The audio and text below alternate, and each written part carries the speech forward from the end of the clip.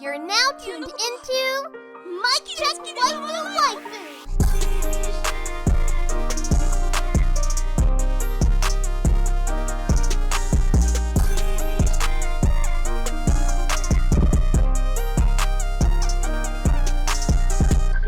Polo and Tell, is that you? Mic check. Mic check, waifu, waifu. Montel, is that you? I had a name. I had a different name, but I'm I couldn't. glad you forgot it. I forgot it. I'm glad you forgot it. Oh, no. I remember the name. What was the name? Like, he about to say it. I done flucked up. Remember you said, what did you say? Like Montel on air or something like that? Tellionaire we used. Tell on air. Tell on air is what it was supposed to be. Yeah, but we're not there no more. We passed it. All right, well, let's do this all over. Let's do this all over. You can't do it. You fluffed up. Mic check, waifu, waifu. Fresh Prince of Bel-Air. Is that you? Come on, there bro. It is. There it is. Fresh Prince of Bel-Air, bro. No. Oh my goodness. I hope we gotta keep that whole first part in. What's good, We're bro? keeping it off. What's good, bro? Hey, listen, man. This is episode 60 of Mic Check Waifu Waifu. Brought to you by Lube Complex. Make sure y'all go to lubecomplex.com. They just released a new drop last week. The drop is ill. Check it out. Use that offer code waifu. And check out guildflags.jp. There's a couple of new flags in the shop there as well. I think you can use the offer code waifu. I have to verify that, but I'm pretty sure if you try it, it should work. You can save on Guild Flag. Guild Flags are dope, as you can see hanging up behind me. I got the rim, Death Strand. You can't really see the whole thing because of the way it's hung up back there, but it's dope. Trust me, it's dope. We got a loaded show for you today. Shout out to one of our Patreon producers, Chris Kennedy, who's gave us the idea to review 91 Days. We're gonna get to that in the second half of the show, as always. But it's also brought to you by the rest of our Patreon producers. Obviously, Chris Kennedy, Explicitly, D Prince, Monique Williams, and Connor. Thank y'all so much for producing the podcast. We love y'all so very much. We love all of our Patreon supporters. All of you are very special to us. Thank you so much for supporting us. Hey, listen. Shout out to those who know where that's from. We got a lot to discuss today. I watched a couple of shows that I probably shouldn't have. I did my Saturday binge of everything, this seasonal anime stuff, which was awesome. Mm-hmm. But other than that, how you feeling, Tel? How you feeling about today's episode? This is episode 60, bro. 60 weeks. 60 feels like a, you know how like you aging, and 60 you just like, man, old. Yeah. I can't believe I'm 60. Yeah. But 60 episodes, actually, it don't feel like that. It don't feel like that at It all. still doesn't even feel like we've been doing this for a year. It don't. It really don't. Check me when we get to episode 365 or something like that. Let's do it. 365 weeks? That's insane. Yeah, bro. And let's figure out when we get there, because right now I just don't feel like we've been doing this that long. I feel like we haven't, bro. It really feels like we haven't. Coming up on our 1 year Patreon anniversary, we're gonna do we're gonna release. I'm setting this in stone so we get it done. We're gonna release two individual videos of anime, like deep dive anime discussions, like kind of scripted stuff. I'm looking forward to that. So if you guys want to, if you guys can, feel free to hop over to our Patreon so you can get early access to that. We greatly appreciate it. And also go to shop.miccheckwaifuwaifu.com. For those of you watching the video version, a little bit earlier in this episode, Till held up our face mask for the a COVID-19 situation. Mm-hmm. Looks dope. Our Mic Check Waifu Waifu is that you mask. It's pretty clean. Had to get a red one and a blue one. I don't know why you got the blue one, but the red one's clean. Yeah, I mean, I work at Best Buy. That's true. I hate blue though. Anyway.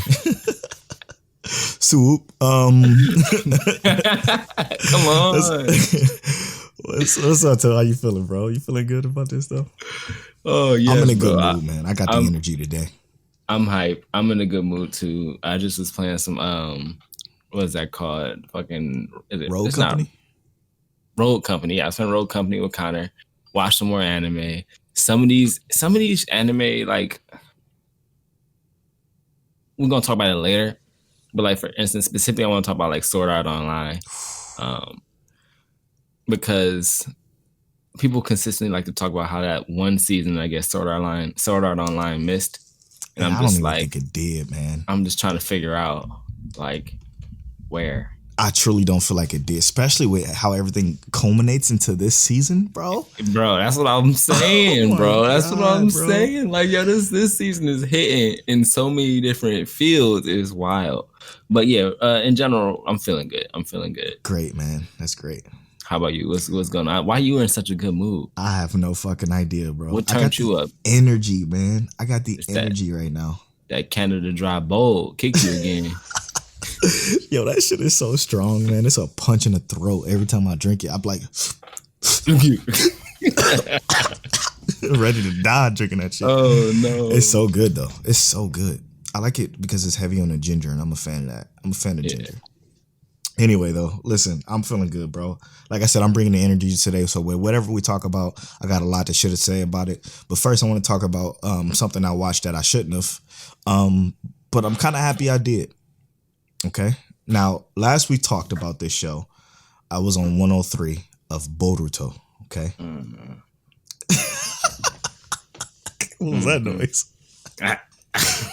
Listen, Boruto we know is terrible. It's absolute garbaggio. Okay, it's like way worse than any of your least favorite anime. But there was a situation to where I was done watching everything. Now there was two options.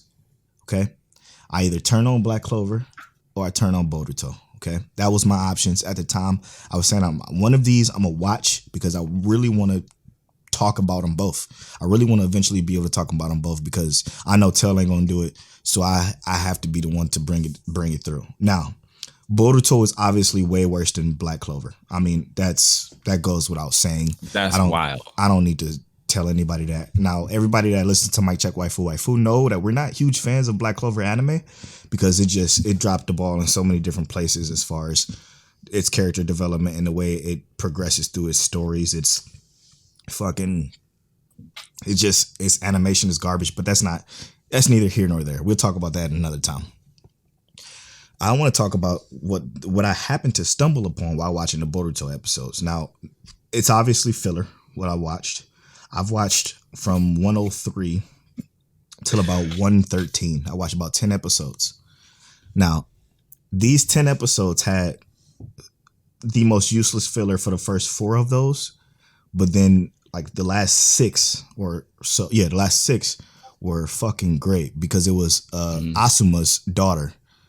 Mm-hmm. So everybody know. I mean, not everybody know. I'm telling y'all now. Now in Naruto, my favorite characters were Asuma, Shikamaru, Neji, and then I'd really like Naruto. Kill me, crucify me, whatever. You can't be mad at that. I love those characters so much, especially Asuma, the way he moved. And when he was in Shippuden and he fought that fucking, his name was Jensen, I think, who licked his blood and cursed him and shit. Like that fight hit me in the feels. Like, yeah, losing Jiraiya sucked and everything. I really hated losing Asuma, man. That killed me, especially because he had a daughter on the way. This filler though was all his daughter going on a mission with Kakashi and Guy. Kakashi and Guy was going on she had her mission was to guard them, because they were going on a trip. Now their trip ended up being just a vacation, which was secretly another mission, but they don't talk about that until later in the filler. But her mission was to guard her, and she was super excited about it. She felt like it was an S-class mission because she's guarding a former Hokage and she's guarding a guy. Like this is a big deal for her. So she went who body Madara. Yeah, like she's like ready to like fucking. She's ready to do her best. And going through this, she's kind of like talking to Kakashi. Kakashi's telling her about her father. And it was just like killing me because they were like flashing back to Asuma's, the way he moved and shit. I'm like, man, that's dope, man. His daughter is dope in Boruto at least too. She's like super, super dope because she has the genjutsu from her mother. Yeah. Which is, I forget her name. sorry, but everybody knows who her mother is, right? Yeah, So we know who she is. she uses the genjutsus from that. Exactly. So like her ninja power is like incredible, and they went through this whole little arc about her like basically finding herself and learning how to move without necessarily knowing who her father is, but learning who he was as a person. And she becomes even more incredible with this filler. I mean, I can see why that hits home. It did, man. Because I just love that character so much. I loved him so much, man. Those, it was good. He had hands too, bro. Yes, man. He fucking threw them too, man. He fucking threw the hands, and he was such a decent human being. Yeah. I absolutely enjoyed it, man. He made a lot of people rethink their like values with like, yo, what's your king? And like, how do you say like, this is what I'm fighting for, right? Like your king is your goal. Listen, and Shikamaru gave that quiz to Mira is her name. Mm-hmm. He gave that quiz to Mira, and she aced it at the end of the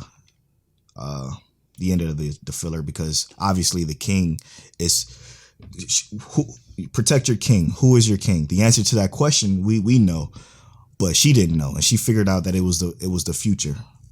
You protect the future, shinobi. You protect the future of wherever you live. All of that, because she kept thinking it was the Hokage. Nope, it was not Kakashi. It was not Naruto. That's not who you're protecting. You're protecting the future of everything, which is the most important piece about being a shinobi to Asuma. And I fucked with that, man. I enjoyed that. It was shockingly good, that filler. And I hate filler, but it was either that or watch Black Clover, and I flipped the coin. And feeling that. No, I just flipped the coin and Boruto won, unfortunately. But I enjoyed myself. Here, I'm gonna be like real with you though. Like, I stopped watching Boruto like episode 60 something. Mm-hmm.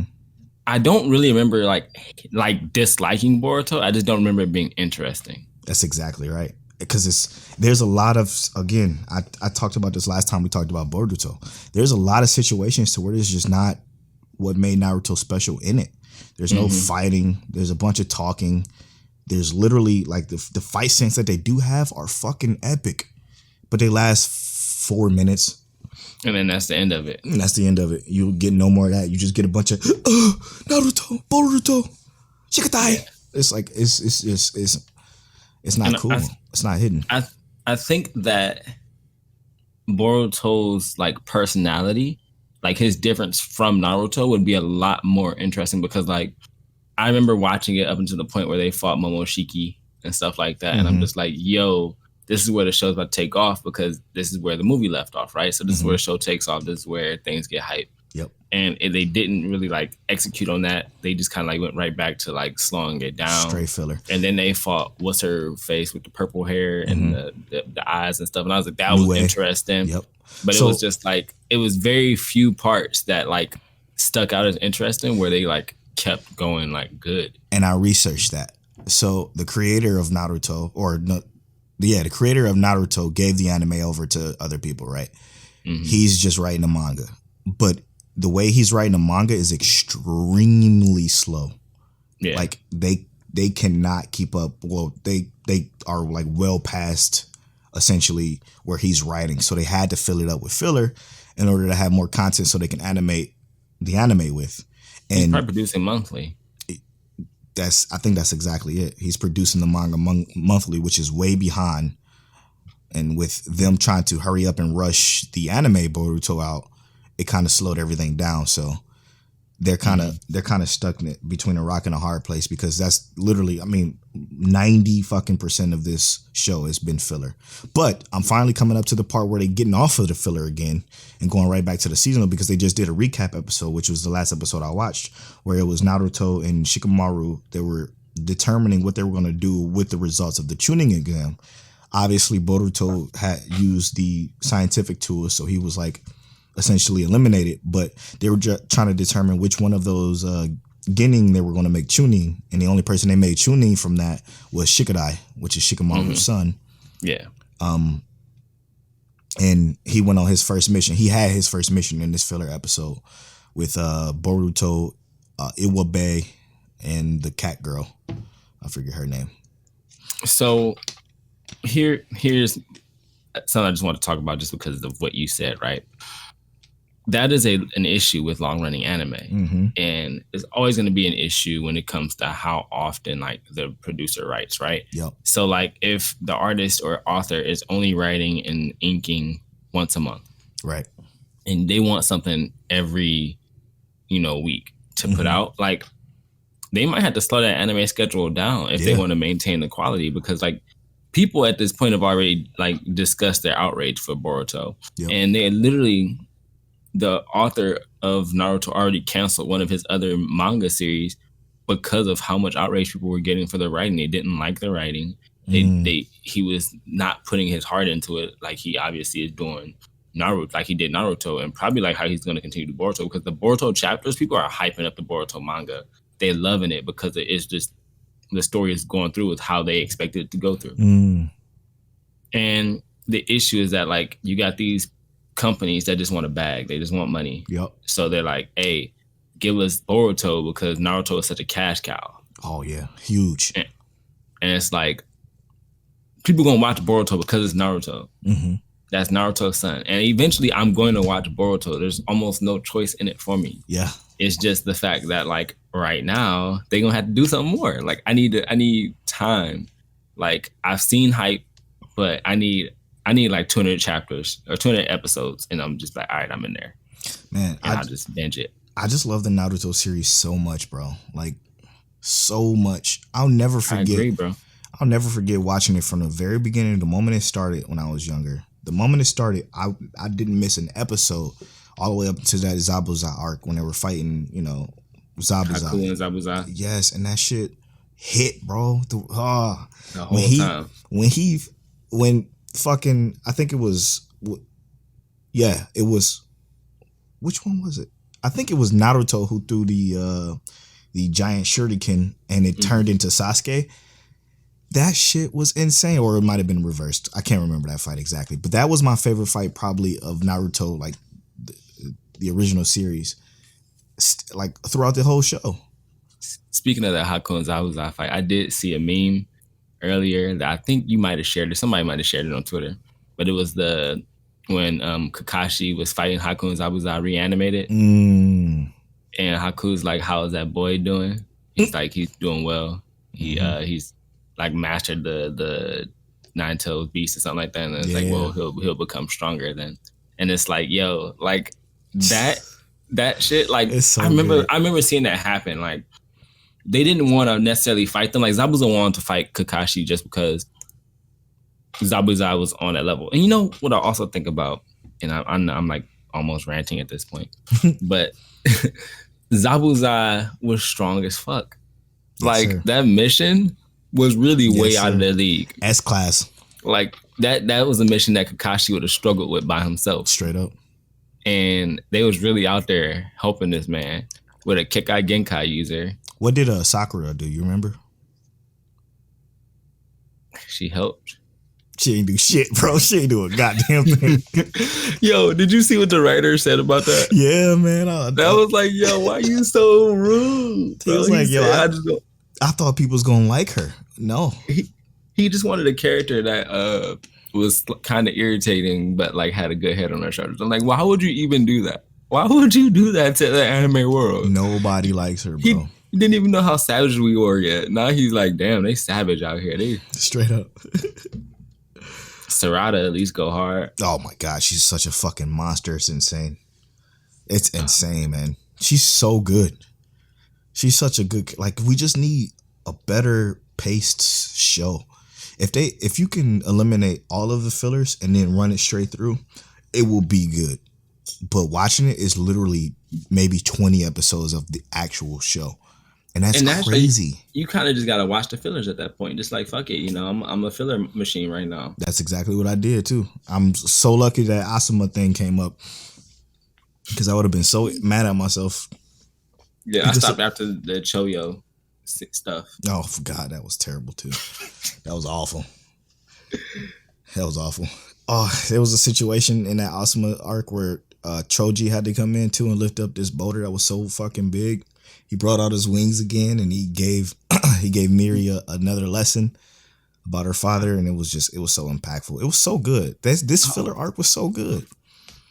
I didn't want to turn this into a Naruto like gush session, but I fucking love Choji too. Yeah, he was a beast, like, man. There's so many good characters in Naruto, like so many good characters that they built up to make these like amazing characters, right? Yep. Like I didn't give a fuck about Choji in just Naruto. Shippuden, I gave a fuck about Choji. Mm-hmm. And they did such a good job at making these characters good, and it's almost like, damn, fuck them Boruto, for killing Neji though.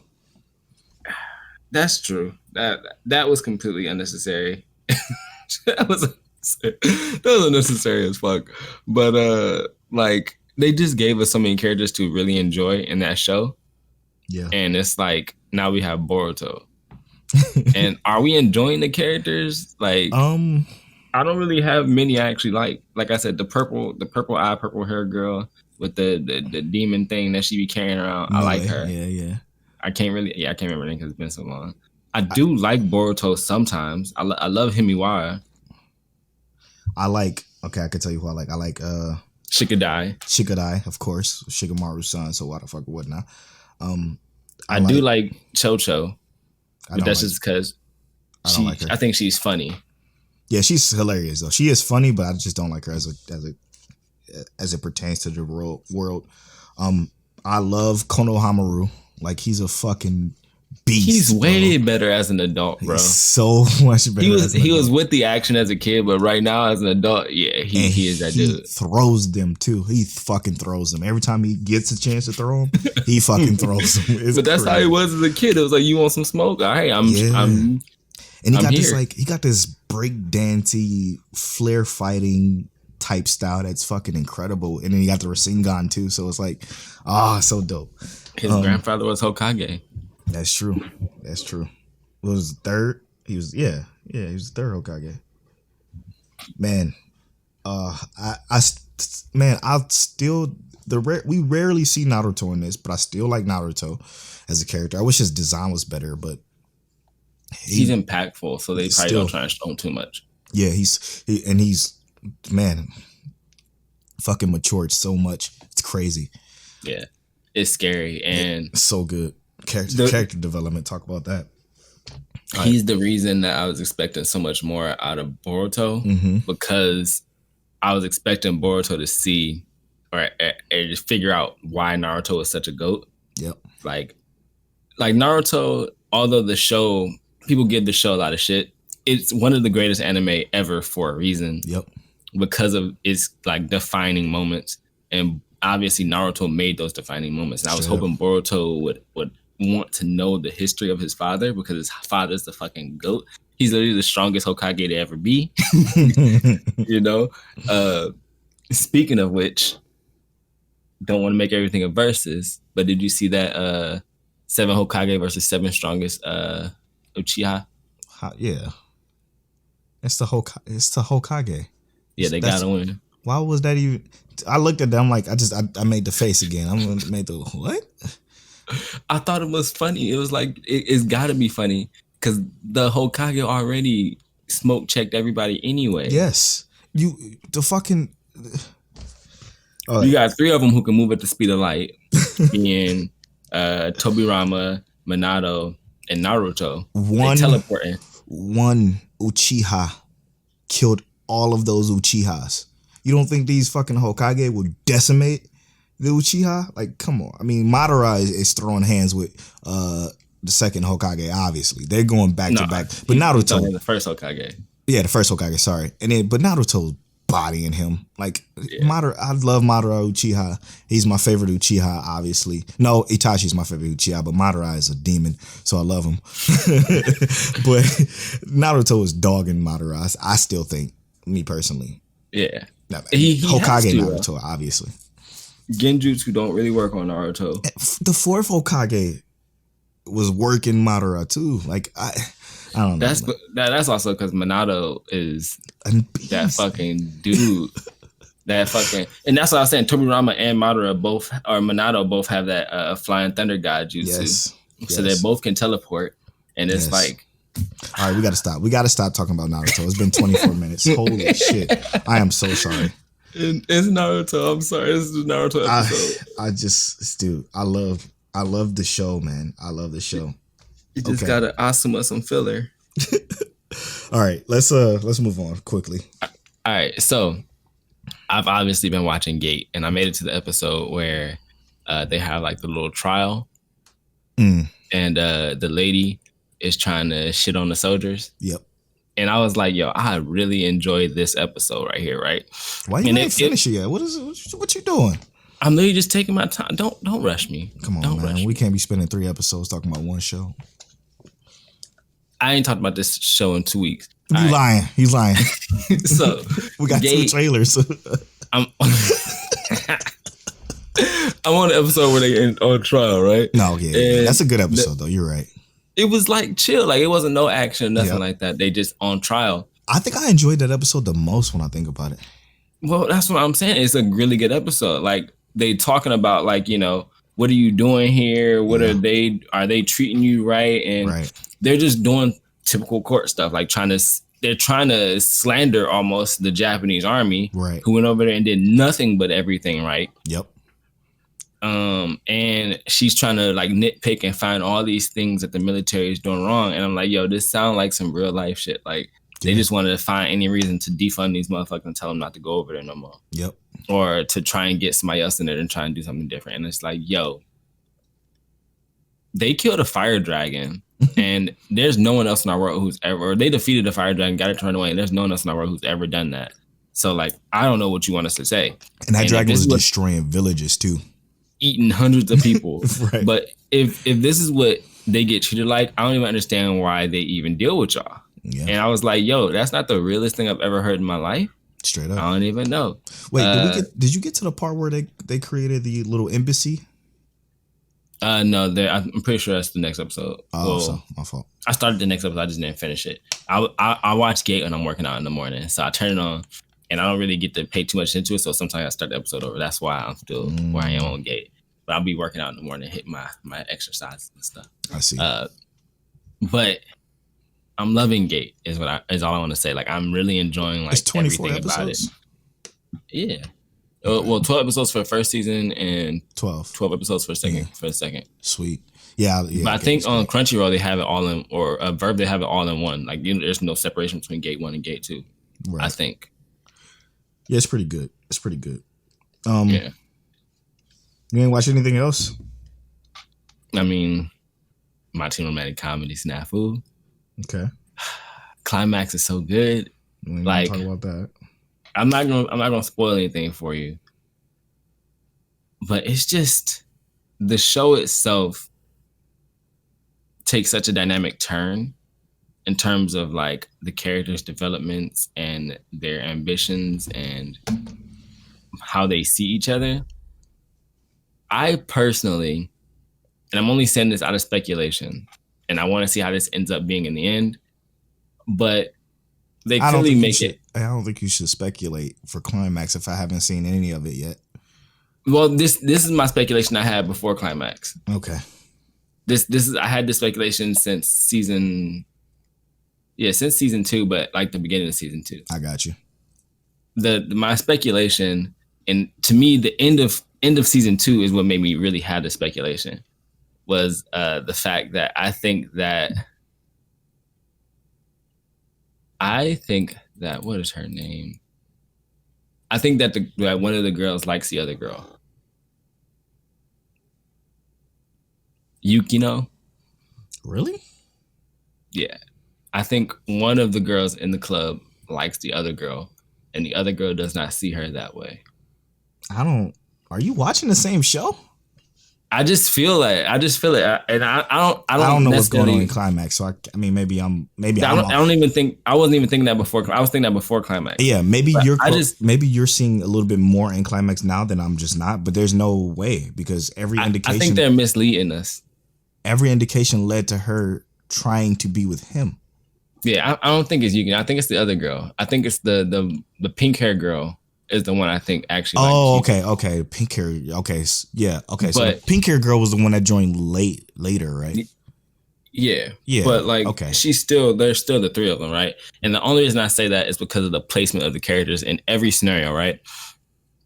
Unless the two of them are together, like, because they show her in scenarios where she's with let me pull up my fucking information here, because I got all kind of stuff here.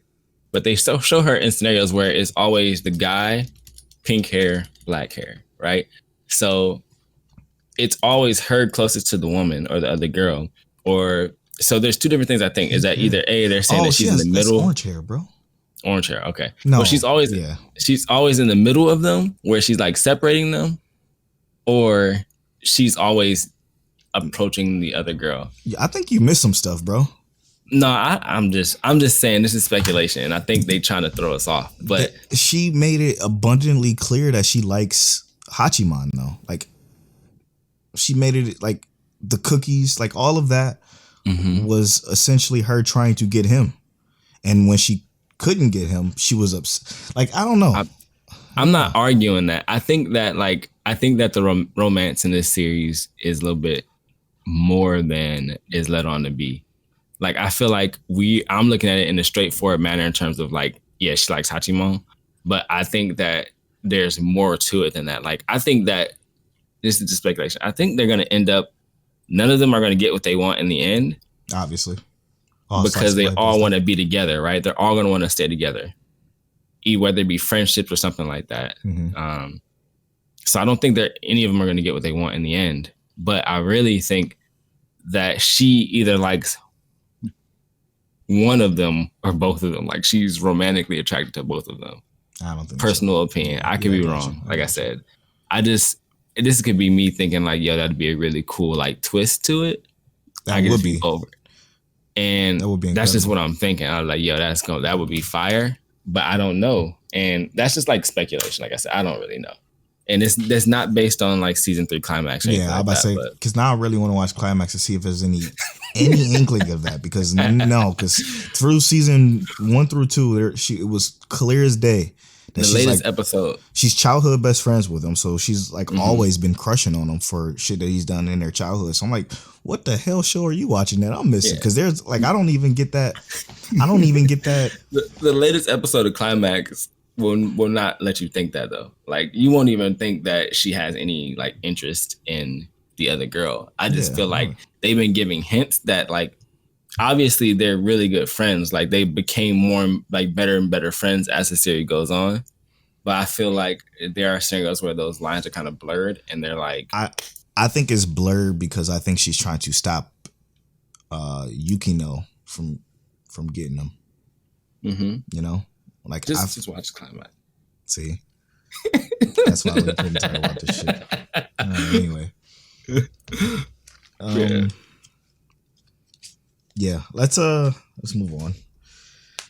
All right, we got some questions on Twitter. Let's go to the questions on Twitter. Let's go.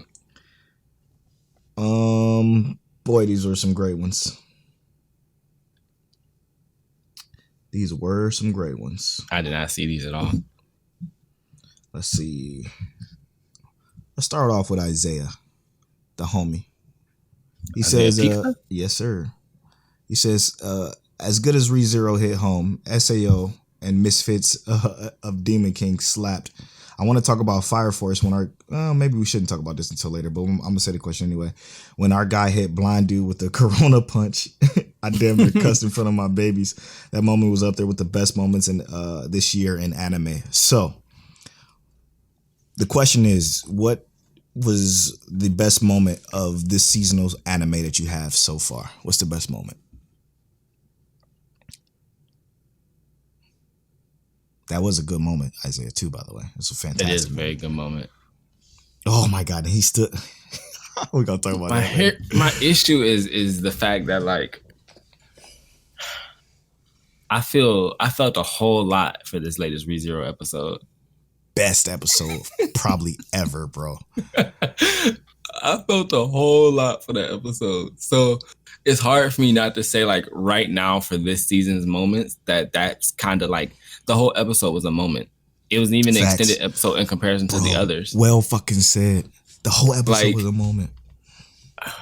And they made it blatantly clear that this is like almost like a dream, but he's really there by making sure like the vignette was like this white border and it always seemed a little hazy, even though I'm watching it. Characters popped and like intentionally too. Right. And like, even though like he's talking to his mom and dad and not too many spoilers, but he's talking to his parents and he's telling them that he's going to be going away. They're not asking where you're going. Nope. They're just like, we already know, right? So this has to be some kind of alternate reality or some kind of dream or something. Like the whole everything seemed like a moment. It's a deeper dive into Subaru's past, which we had been asking for at the beginning. Yes, bro. And it was like, to me, that whole episode was a moment. And so it's hard for me not to say that was it.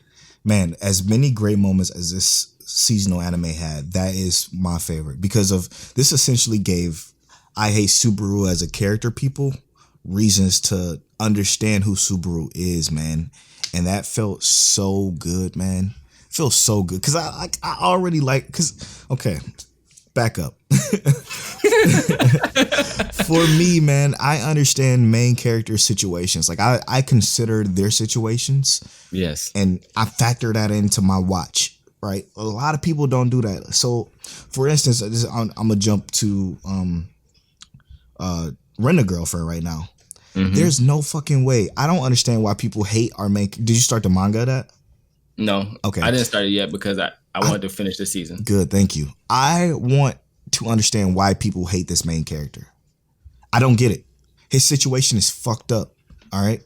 He's in a fucked up situation, but everything is like laid out in front of us. The girl is a Rent-A-Girlfriend. She shows no indications that she liked him, even though it's kind of, we see it as watchers. We see it from like afar that it's kind of something there as far as, you know, relationship ability. If that's, I made it up. That's a new word. We'll take it. And like, he's like, he understands like, yo, this is just a rental. Like I can't have her. And Mami-chan, like he's gullible. He's young. He's stupid. Yeah. Mami-chan is fucking selling it. Like she's selling that shit so well, bro. So fucking well. She's one of the best actresses ever. You gotta think of it as like politicking almost. She's like, politicking. Yes, well said. She's fucking politicking and it's working. Like I understand why he feels the way he feels because of his situation. I always try to factor in the main character situation. Subaru died, to bring it back to ReZero. Subaru died a fucking zillion times, man. A zillion times. Return by death is, again, terrible.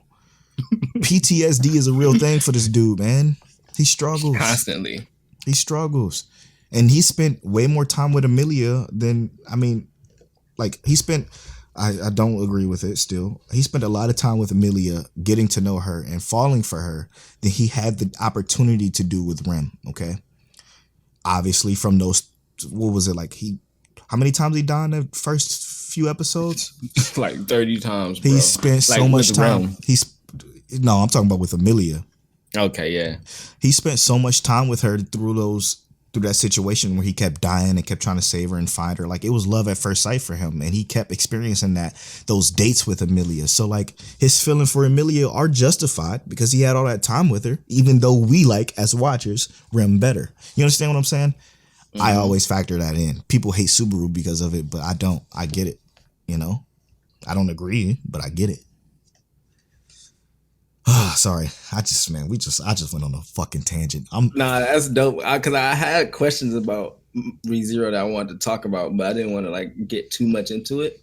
But I did want to say, do you think that the author of ReZero is like, you know, I know that my audience enjoys Rem so much. Let's throw constant signs of Rem in everything. Yes. To like fuck with them. Yes. And I'm just like, yo, why are you doing this to us? Because I feel like every time I watch this shit, we see Rem and we're like, why are we not getting more Rem? You give us hints of Rem, flashes of Rem, when we want whole Rem. We don't want parts of Rem. She's so good, man. What's the next question, bro? All right, next question. Thanks, Isaiah. We appreciate you, bro. Give me PTSD. Thanks, Isaiah. We love you, man. For sure. All right. I'm gonna just shout out to the homie Safari. Saphir? Yeah, Saphir or Quadre on Twitter. He said I want to give y'all some questions, but I can't think of any at the moment. Thanks for chiming in anyway. We appreciate you. All right, man. Fucking Scuba Steve with the heater right now. This could be a whole Steve. This could be a whole topic in itself. Okay. You say you are in anime. Are you the protagonist or the antagonist? Now, to piggyback off of that, Lee says, what's your weapon of choice? A sword hero, guns, what you got on you when you come into this anime world? So, are you a protagonist or are you an antagonist? My heart is gonna make me a protagonist, but I'd rather be antagonist. What you got on you? You know your boy gotta stay strapped with probably a giant stick or some shit that's not gonna do damage. Not gonna do no damage. I'm poking you in the fucking face from 10 feet away. Yeah, nah. I would want, actually I would want like some I don't want nunchucks. I want like brass knuckles. Like some what do they call them? The chaku or whatever they call them. They like the gauntlets where you use those to fight and they have like spikes on them or something like that. I want that. I'm gonna be a protagonist because they always win, and I want I'm rolling with magic powers. Make me Anos, dude. Just give me magic fucking powers. That's all I want to. I want to be the OP character, bro. Pause. Rewind. Nah, you can't be Anos. I want to be a fucking demon king. He is an antagonist. Nah, he's the protagonist, and he's a good guy. Yeah, he's definitely a good guy. But I'm just saying, I just want to go into a OP isekai as the protagonist, bro. Give me all the harem abilities and shit. Give me all of that. That's all I don't want to wake up OP. I want to like grow into OP. Nah, fuck that. I'm going in OP. I don't want a chance in hell that something gonna eat me alive. I'm cool, bro. Can we get Polo rebirth? Polo rebirth. Polo birth from zero. Birth from zero. Oh my god. Oh, Polo would be sorry as fuck. Talking about some. Oh shit. Why don't my money work here? Yo. No. Oh man. Oh my god, that's great, man. All right. Lee also says, which opening / ending songs are y'all liking this season's anime and why? I'm fucking with Fire Force intro. Easy number one intro. Best outro right now, in my opinion, would have to be between Romantic Comedy Snafu or SAO. I'm fucking with SAO. It's exactly where I was going. No, SAO. As a matter of fact, I like that Demon King outro. That Demon King outro is nasty too. It's not better than SAO's to me. I think it might be, bro. I might have to re-listen. That's just my opinion. Yeah, I'm gonna listen during the break. Snafu's got a nice vibe to it too. It's like chill. Sweet. Dope. That was a good question. All right. I think we got one more.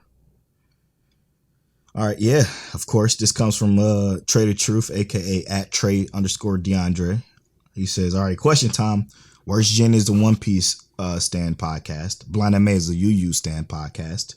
What are you guys' collective favorite anime? So what will we stand for? I feel like this is obvious. What would you say?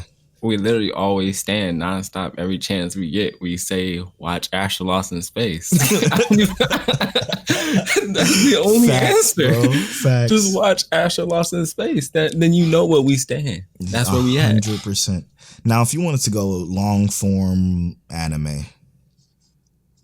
I mean, I guess realistically, so like both of us really love Naruto. I would say one of anime I would always stand would be like Full Metal Alchemist. But yeah, I don't disagree with that at all. Yeah. So I feel like it's hard for us we would definitely have another one we could stand. it's not going to be Bleach, but it'll. I mean, if we had to say one that this group stands specifically, since One Piece already taken, Yu Yu's already been taken, we probably would rock with, like I said, if it had to be a different one, but maybe Naruto or something like that, or even fucking Fire Force. We stand Fire Force, bro. Fire Force, yes. We fucking stand Fire Force. So I was thinking older, but yes, currently yes, Fire Force. Yeah, we the only ones who be hyping up Fire Force. I don't understand how no one else is loving Fire Force. I don't understand it. We will forever. Let's make ours Fire Force. I hope that's a reasonable answer. But if you wanted to go older, I'll probably have to say we both do enjoy Naruto a lot. Like that's and we just had to be a whole honest, 20-minute Naruto conversation. I know. And to be honest, I love Yu and I like One Piece. I'm a One Piece fan now ever since I started watching it. So like I enjoy those too. So yeah, let's do that. That's fantastic, man. But Fire Force is it for us. That's it for the questions, man. Those questions are fantastic. We love y'all. Oh, we got so much more to talk about, dude. So much more to talk about. Let's do our recommendations and then head to break. What you got, Till? Hold up. My recommendation. Hold up, I got it. Magi. My recommendation is Magi. Aha, Magi. I like it. Magi is obviously think of Black Clover but better, and it's a world where essentially there are these dungeons that open up, kind of like what happens in Black Clover, and these dungeons grant magical powers or grander wishes to people. Essentially, if you can conquer the dungeon or overcome it, and that's kind of like what the goal of it is. Mm-hmm. Our main character is one of those seekers of the magic, and he's kind of using it to kind of like find out more of his origin, basically. Not necessarily even his origin. He's looking for more power to kind of get to what he once was. But yeah, Magi would be what I would go for. Read the manga too, but the anime is also really good. I think it's on Netflix. Dope. All right, I'm gonna rock with this one is a slice of life psychological. Not thriller really, but it's a psychological slice of life. Weirdly enough, it says genres: comedy, romance, slice of life, supernatural. I'm gonna go with Rascal Does Not Dream of Bunny Girl Senpai. Very weird title, I know. Listen, the show is real fucking good. It's a great show. Okay, it's a real good show. Check it out. It's a slice of life. I think it's a quick watch. I think it's only 12 episodes, maybe. I think it's only 12 episodes. It was worth it. Like the supernatural aspect of it is so fucking intriguing. Essentially a mysterious phenomenon called puberty syndrome.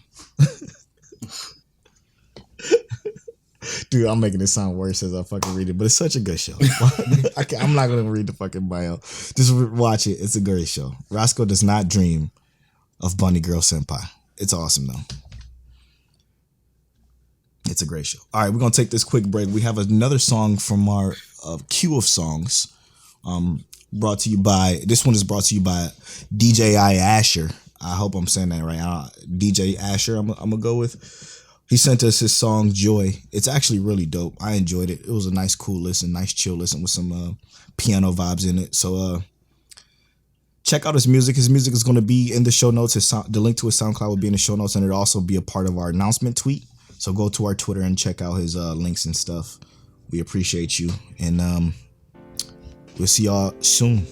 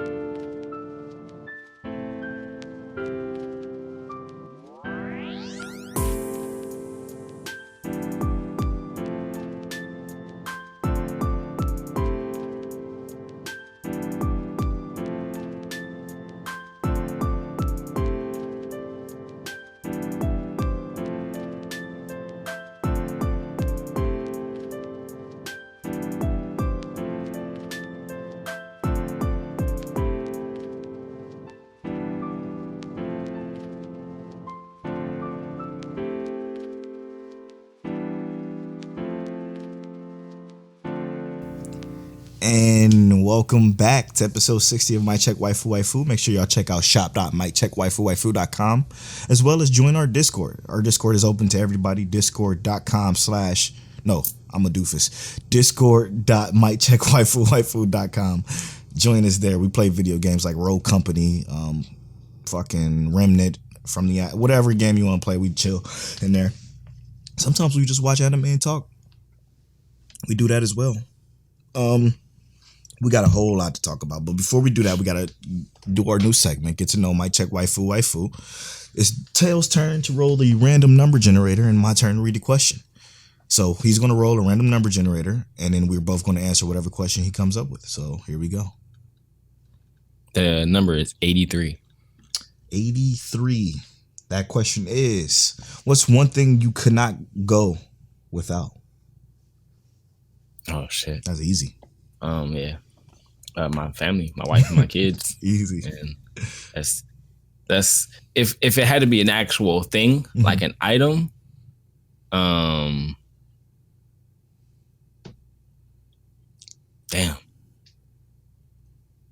I mean, I could go out my phone if I needed to.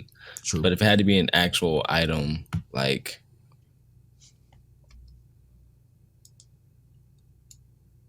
damn, I don't know, bro. That's a hard one. I'm gonna go with my wife and kids. That's what I'm gonna go. What about you? What about you, bro? I'm gonna go with my dog. I can't go without Saber, man. And when it's time, I know it's gonna be time. It's gonna hurt, but Saber's my everything for real. Your ground. Yeah, straight up. But if it's one thing I can't, it's my PC. Like I need this. Yeah, my PC is everything too. Yeah, I get so that. That's one. The thing. We got our people. Now this is the part of the show where we go into a little bit deeper dives into SAO, Fire Force, God of High School, ReZero, and just other anime that we watch, like Rented Girlfriend as well. So if you haven't watched any of the seasonal anime so far, catch up on those at least, and then join us for the second half of the show. If you're not joining us, make sure you follow us on Twitter at MicCheckWaifu, and at Polo Bornfly and at King Taliano. We'll appreciate you for following us there. As well as just take a look at our shop, Patreon, all that stuff. We love y'all. Come back when you watch those shows and hear our deep dives and our thoughts and stuff. So we're going into full spoilers into these shows right about now. All right, Tel, which one you'll start off with first? Since I feel like we both just got hyped about this, let's just jump right into it. Let's talk about Sword Art. Let's do that. So first of all, like we were talking about earlier, how do people think Sword Art missed? Like, I get it that it might not have been your cup of tea or something like that, but all right. Sword Art does not miss. Like, so I got a question for you, bro. What is the main thing you've heard that people don't like about Sword Art? They just say they don't even say anything specific. It's just that whole season 2 was trash, and I'm trying to figure out what part of it was bad. Like, me too, man. They don't give us specifics. They don't say anything specific. Like, to me, season 2 wasn't as bad as people think. And then, like, I have to say, with how this current season is going, they're still tying in stuff from previous season. From like season 1 is getting tied into this. Season 2 as well. Season 2 is getting tied into this. Gun Girl Online, everything's getting tied into this, and it's like, where did it miss? Or did you miss? Did the person watching miss? I'm confused. That's what I think it is, man. I sometimes feel like people want to just turn off their brain always and turn on anime, and just not have to think about shit when they're watching it. Like, there is so many little nuances within Sword Art that are so important, like Satellizer with Sinon and fucking season 2 and the Gun Guild portion, and then you got the other guild leaders and ALO. Those people are so important in season 2. Like, I don't get it. Yeah. And then, like, I mean, maybe because of the stakes wasn't as high as season 1. Maybe they could say. Yeah, they removed all the stakes by, obviously they needed to, right? Because if everything was as intense as season 1, the show would get dull because we expect nothing but intensity, right? Exactly. Like right now, we know that none of our main characters are really going to die. Like they're not really going to die or anything, but the only person who's at risk is the main character of the show. It's facts. Like Alice isn't a real person, so we don't really lose any real people from this show. Like she has a brain and has developed memories and things like that, but she never really lived in the real world. So right. She's not a main character. She doesn't exist. But like our main character is literally the only person at risk here. Asuna. Yeah. But even if she dies, her brain isn't like in the game like Kirito's is. Kirito's consciousness is literally locked in their brain or in the game, and there's nothing left of that. Yeah. So there's just so much goodness and greatness. That monologue Satellizer had with C9 was crazy. Yeah, it was like, oh my God. Do you know why I do this? Oh, it was insane. Yeah. I wanted them to be murderers. Yeah. And she's like, did you know how much he agonized? And oh, you're talking about with Poe, with Laughing Coffin Guild leader. I was talking about with Satellizer. Yeah. No, that one too. Holy shit. Yeah, Satellizer. Yeah, but it's like they did stuff that's just like, that stuff, like, that's not even something that would have been thought about. Like, that was season 1. Dude, in season, we never knew why he was literally just standing there with that grin on his face. Because that clip that they flashed back to was actual clip from season 2, by the way. Mm-hmm. So, like, we did see him standing there, like, with that smile on his face. But we didn't quite understand why he did it. Like, we just thought he was literally a psychopath, a narcissistic psychopath. But no. Been there chilling. He been plotting since day one. He really 4 years later, basically. Yep, he really just wanted to ruin Kirito. And that's fucking insane, man. It's crazy, man. It's fucking crazy. SAO does it, and it does it well. From the sound design to the animation to the fights to the emotions to the characters. Can we talk about that sound design though? Because God. I wanted to say the audio. Like, one of the things I love so much about the Fate series is that when they get into a moment where shit gets intense, the music makes you feel that intensity, right? And I love like almost like the opera orchestral music. Mm-hmm. Like it was like, hey yo, shit just got real, and you hear that like that. Yep. And I'm just like, yo, it's about to go down. Like, is Shino about to die already? Like 10 seconds into the episode, it's a wrap for her. But I love it. They just do such a good job at balancing everything. There's years of story, years of audio design that they put into this. It's a lot of work that they've done, and I'm not understanding how people say it missed. Granted, I get it. It can't be. I wouldn't necessarily say it's worthy of your top 5 or top 10 even. It's up to you. But it's like, if this was in your top 10, I could definitely see why. 100%. 100%. Like, oh boy, listen. Fucking dude, I gotta talk about Leafa coming through and saving my favorite Integrity Knight. Yes. I love that, dude. I love that so much. She came through fucking dogging people, bro. And the way it sounded was wonderful. And then they brought all the old orcs with her. Like, that shit was so awesome, man. This whole fucking season. They're calling them in the real world, they're limit breakers, right? Yep. So we know that the orc broke his limits, right? So that also, what does that mean? Is that why Yu-Gi-Oh is able to turn into a sword? What does limit breaking mean for these AI, essentially? What does that mean? How does that develop and change the story? We don't know yet. Right. And I'm pretty sure they have an idea. Kirito might not even be the winner of this fucking thing. It might be the limit breakers, because we know so far there's been 2 limit breakers, and there have been none of the Integrity Knights have broken their limits other than Alice. Yeah, I was about to say just Alice. So we know there's 2 limit breakers, and they're not Integrity Knights. So who's next? That's crazy. Well, there was a couple of other underworld people that broke their limits too. I think was it that Wolf dude? He broke his. Got bodied though. Yeah. No, you mean you got basically double folded? Yeah, straight up. Yo, that was wild. That was so crazy, man. But yeah, like there's so many different layers that we don't even know where the true hero of this series is gonna be right now. It's gonna be Kirito. Kirito's gonna wake his ass up and decimate everybody with one arm. Mop these motherfuckers. He going straight up. I hope to God. Dude. I hope they like, hey yo, Kirito, do you want your man account in this bitch? And he be like, yo, hand me that. Yo, I think Leafa is gonna get him his arm back too. He got both his arms in this. No, he don't. He don't? He missing an arm? Yeah. Oh yeah, because he holding the sword with one arm. Yeah. Holding the sword with one arm, his arm was going. He got fucking. Yep. Asuna, she got one more major spell she can cast. No, I think she's hit her limit. No, she did too. Only I think.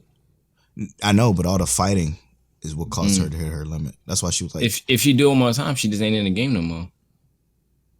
Cause she's using the administrator account. That's right. She didn't even transfer her ALO account over yet. Interesting. What do you think gonna happen with Poe? What Poe gonna do with Kirito? Is this where Kirito wake up and fucking cut Poe's head off almost instantly? I fucking hope so, but no. Where do you think he's going next episode? Kirito about to get taken by the bad guys. Oh man. And how unfortunate. You said what? How unfort. Right, bro. He gonna get taken by the bad guys. Because you're probably right. They're gonna take him to their main headquarters, and he gonna be in there. They're gonna be like, "The fuck is wrong with this kid? Like, we spent all this time trying to do blah blah blah, and they're gonna try and what are you gonna do? Because they don't need Kirito for shit though. Poe just want revenge, or whatever. That's what I'm saying. That's why they're gonna try and wake Kirito up. It's gonna be them that try and wake Kirito up. No way. You don't think so?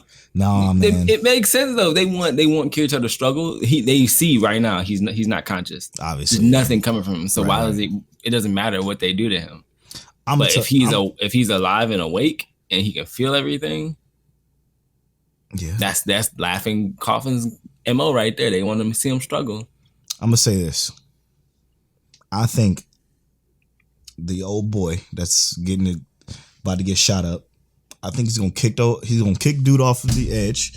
He gonna go falling down the turtle. Okay, he's gonna plug in the fucking computer and do what he got to do to wake Kirito up. Because remember, time goes by way slower in the real world than it does in that world. Mm-hmm. So he's gonna plug in. He's gonna do everything he needs to do to get Kirito to wake up, and Kirito gonna wake up and body Poe, and including all the Americans, and Japanese that's fighting him too. That's my guess, because this is episode 5 of 11. 4 of 11? Yeah. Maybe not. Maybe you're right. Because it's only 4 of 11. They're the type of people that wake Kirito up at 10 and shit. Yo, I would low key be salty. I'd be like, put this anime with the shit that people be talking about. I want to see Kirito awake. Yes. At like episode 6, I want to see Kirito awake. Straight up. I can wait. I can wait another episode for sure. Yeah, just one more though. 6. Even if it's the end of episode 6, that's when I need him to be awake by. Like, okay, last 2-3 minutes of episode 6, I'd be like, it's lit. That's a good deadline. I like now that. Kirito can work these dudes. Yeah, I like that. That's a good one. I want to wake up next episode. That's it. That's it for me. All right, let's go on to something else. Let's go to Fire Force, bro. Man, what a fire of a fucking episode, as always. This shit is crazy, man. Ain't it always? Obviously, shout out to Maki for being incredible.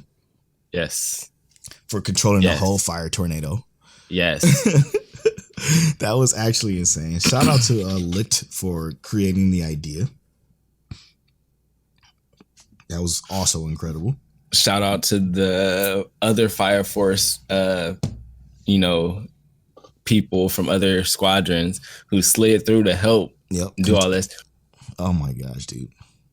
So we already knew first generation fire soldiers or people I think what is it? They like their families or something turn into infernals or something like that. That's like that's the only benefit of being the first generation. You turn into an infernal.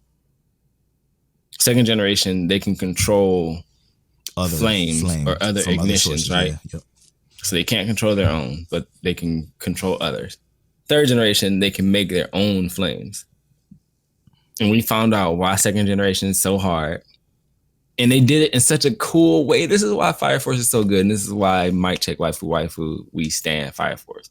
They gave us duality, 2 different scenarios where being a second generation needed to be like explained and why it's done this way. Yep. Shinra couldn't beat Charon or whatever his name is. Shinra could not figure out why can't I beat this dude? Why is it every time I kick him as hard as I can? Normally this would be putting a hole through somebody, but I can't do anything to him.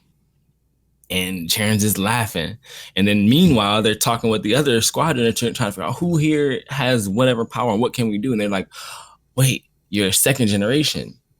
And there's like, what does that do anything? Normally during second generations, they hide or conceal, their abilities by using other people's ignition and whatnot to not let people know that they're second generation. Charon's been doing it the whole time, and they've made it very obvious that he has never been using his own power. He's only done anything once Shinra has hit him. Yep. Which is fucking genius. Yes. So it also, the only time he was able to do anything separate from that was when other people were like with him, backing him, right? So like they had to ignite something for him. Like when he said walk, he had to say walk, and they used their power and he ignited that power. Yep. And I'm just like, they basically played us. They showed us why they have great storytelling abilities in hiding stuff like that. I couldn't say it better myself, bro. Storytelling ability is top fucking tier. The fact that they did, like you said, the duality thing with the good guys using their second generation powers to control the flames of the fires that already have been set to bring to Maki so she can control a fire fucking storm tornado, on top of the second generation lieutenant of the first company using his power to bring in the flame to then export it out to fucking freeze it. Like, it's all so wonderfully told, man. Wonderfully told. Shout out to Mac Mason. He said he gonna finally start Fire Force because he just wasn't down with it. He hit me with the wait, what did he say on Twitter? He hit me with the because I said something about people only complain about, well, no, somebody said something about it was our boy. It was Hit 'em Up Henry. That's his ad name on Twitter. Hit 'em Up Henry said the only thing bad people say about Fire Force is that is to Kamiki, and because obviously she has like 1 or 2 ecchi scenes, quote unquote, because her clothes keeps coming off. Like, it's so fucking minute. It's like 25 seconds of that shit. Like, whatever. Cry me a fucking river, okay? Also, if you know the writer of Fire Force, you know that he actually likes his cat characters to be ecchi. They did that in Soul Eater as well. Not necessarily her clothes popped off, but his other cat character, her clothes would come off because she liked being naked. So let that man live. But that's whatever. Who fucking cares? Like, who fucking cares? That does nothing to the story of Fire Force. That does nothing. She's not destroying the story at all. She does nothing to the quality of Fire Force. And then I'm like, if that's the only thing they got to complain about, fucking move on with your life. You're doofuses. Now, and what Mac Mason said was, well, what about the fact that these people are fighting fire with fire? They're firefighters. I'm like, well, I mean, for one, you just look at the dope ass metaphor you just spit. Like, that's what Fire Force is, man. They're fighting fire with fire. They snuff out demon flames basically with the power of fire that they were given from Adola, whatever you want to call it, whatever whatever the religion is. And like, again, like, I didn't even think about the whole the philosophy of fucking Fire Force. They're fighting fire with fire. Like, it's incredible. And it's so good. Not to mention, it almost is also like the fact that it's a real life thing. Yes. Sometimes firefighters have to fight fire with fire. Yes. Because they can't get enough water to put out a fire, so they use fire to cut off the oxygen supply of another fire. Preach it, Tell It's like that sometimes. Shit's fire. It's so fire, dude. We stand Fire Force. We will always stand Fire Force. Might be naming the episode "Fight Fire with Fire." Fight fire with fire. That's it. Oh my gosh, bro. It's to talk. That ruins the whole show. Get the fuck out of here. That baffles me. Yeah. I don't understand it. Whatever. Who cares? Like I said, it's just people with not the ability to comprehend. I mean, there's other comedic relief moments in the show too. Like Shinra has his moments where he's not like, where he's being funny or he's being serious or something like that, and it breaks the ice with something. It's like that's the problem even when it's Tamaki. It doesn't though. Like none of those comedic beats break anything. They flow so naturally. I don't. Nothing in this show is wrong. I'm gonna be honest with you. And maybe it's the music that I don't like as much. I mean, as far in the in-show music, not obviously the intros and outros are fucking fire, but like, and even still, those are great. I don't know, man. I don't know. I need somebody to legitimately give me a proper reason of why they don't like Fire Force. A lot of people just say they were bored with it. That I can understand because with the way season 1 was laid out, it was laid out a lot slower than this season, essentially. But that's with any good storytelling anime. They lay out the story first. Like look at Full Metal. Like Full Metal is slow at the beginning, and we know that, but it then picks up extremely quickly with some fucking heat. Like literally, it's clearly goated. Yeah, one of the best series. Just pay attention a little bit. Just sit down, relax, and kind of focus up. Not everything has to be God of High School, which is what we're going to transition to next. This show is dropping a bizzall, bro. This is one of the better episodes. Was it though? The only reason I'm gonna say that because I actually completely forgot we were gonna talk about God of High School. So I enjoyed that they stopped the wedding thing, right? But in my mind, it's also like y'all haven't known her that long, bro. Right? Like y'all just met her at the beginning of this tournament. Now I get it. Some people instantly can make a good connection and be friends like that, and that's how they're pushing the show. Yeah. But that's a bit much for me. Like that they was able to do that. Not only that, but this was a montage episode. Why was this story told like this? It was here. It tried to put so much story into this one episode, and it just did not flow at all. It was a clusterfuck of an episode. 1 minute they're reacting to everything that happened, and then they're flashing back, and then they're going back to this girl talking to this guy that she met. Where did she meet this dude again? It was in these. I don't even fucking know. I don't know where she met him, and like, was it at the school? I think it was at the school. I think they were leaving the school or something like that.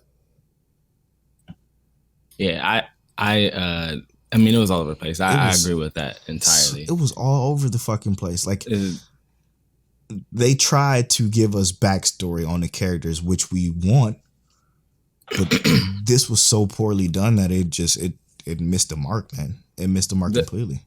The main thing I enjoyed about this episode was the fact that, what's his name? Daiwi. Mm-hmm. Like, his friend basically passed.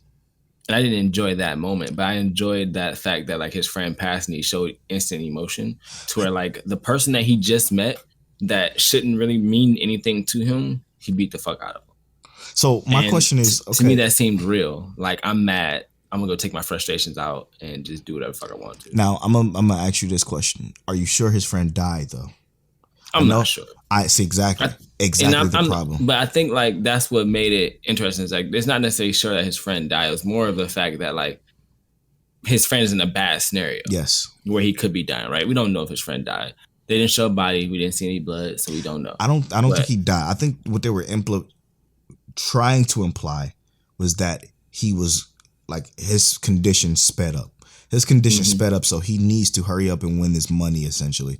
And that motivated him to beat the fuck out of her. Like, that's what I've got, but they did not make that fucking clear at all, and hence why this shit dropped the ball so hard. Like, that shit was literally the last 3 minutes of the episode. Yeah. And then they gonna show the fight between him and her, and, like, I don't... I mean, they didn't really even show the fight. She just got mauled. She got a dog. He was fucking her up, and then the ref had to step in like, yo, stop. Like, and he didn't maul her in like a karate kind of way. He mauled her in, I'm gonna fuck like up your injury. Like yeah, he was like, yo, I'm doing you dirty, period. I'm gonna expose your injury you just got, which, again, but we have these nanites, so why didn't she heal automatically before the fight? I don't fucking get this show at all.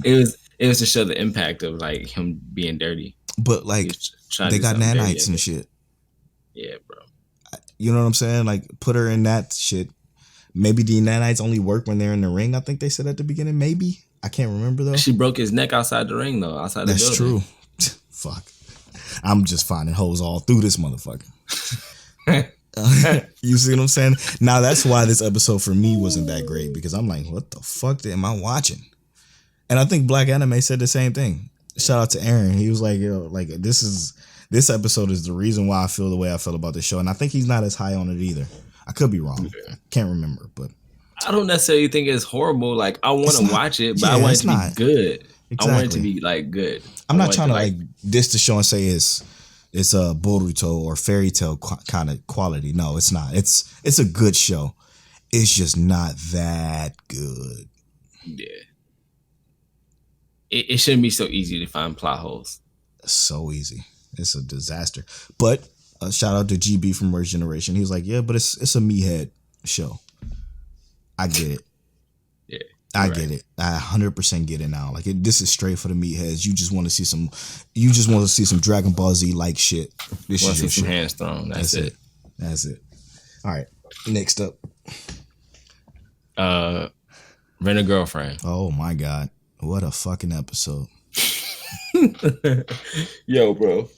Monique was yelling at the screen. I love it. Like, so first of all, I was like, yo, can you watch this with me? Like 2 weeks ago, and she started watching it with me. And now she watching it with me weekly. She's like, why the fuck is this weekly? I'm like, what you want me to do? No, kill me, bro. Yo, what do you want me to do? Like, it's a weekly show. So now she's salty that it's weekly, and she don't want to watch it no more, but she want to watch it. She hates our main character, but she said the same thing as you did, that she understands like his scenario, like legit. I cannot hate him at all. She hates him because she feels like obviously his character is like he's stupid. He's doing stupid stuff. But it's also like the fact that she understands that this scenario he's in is a horrible scenario. Like, you've been broken up with, you're being manipulated. She hates Mami-chan with like everything in her. And Chizuru, like, first of all, what happened? What's going on with her? And then like, it's just too much to talk about. Listen, I cannot. I already said how I feel about how people feel about that main character. Again, when they're in their situations, just put your blinders on, put your horse blinders on real quick, and tell me you're in a situation to where your ex-girlfriend, you think you only know your ex-girlfriend as being this perfect, adorable sweetheart, right? Mm-hmm. Obviously, us as watchers know she's not. So Mami-chan is she's gorgeous, she's sweet, she's kind of mean-ish sometimes when it comes to like making fun of me, but she only did that once so far. It's not a big deal. But she's acting her ass off like she liked me. I am here with a girl that has no fucking interest in me, that I'm paying to be here with me. I have no idea if she has feelings for me. I actually know she doesn't, because she said it multiple times. She called me stupid. She hit me plenty of times saying like, yo, this is just this. So I have no chance with Chizuru. So that's fine. But Mami-chan, now that I have Chizuru, is all over me. She's giving me that sweetness that she loves. She's realizing that she fucked up when she dumped me.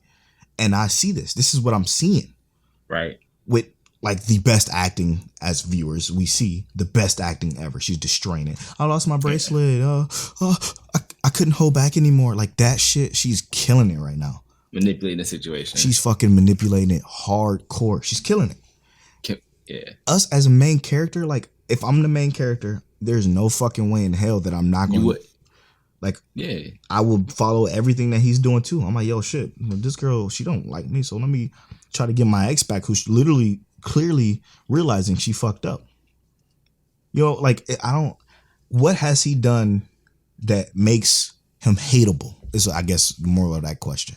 So, like, and the only reason, here's what I'll answer that with. Yes. Is like what his best friend said, right? Like when his best friend gave the whole monologue, is that like, no, she did him dirty, and he knows that she did him dirty. She just dumped him. Yeah, but he knows.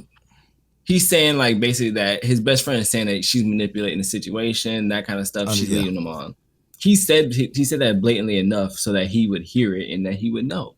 And it's like at this point, you know, like it's showing like trying to say that he has these qualities of someone that can, you know, do so much better, and he's not trying to do that. He's basically trying to stick to his old guns. 100%.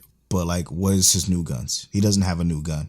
He don't. You're not wrong, but he could take a different route. You know, I'm not saying. Yeah, it's self torture in a way, like to go back to that, like. But she was fine according to everything that we saw so far from their relationship that they had. It was fine. Mm-hmm. She just dumped him. She's like, oh, okay, I'm moving on. That sucks. That hurts.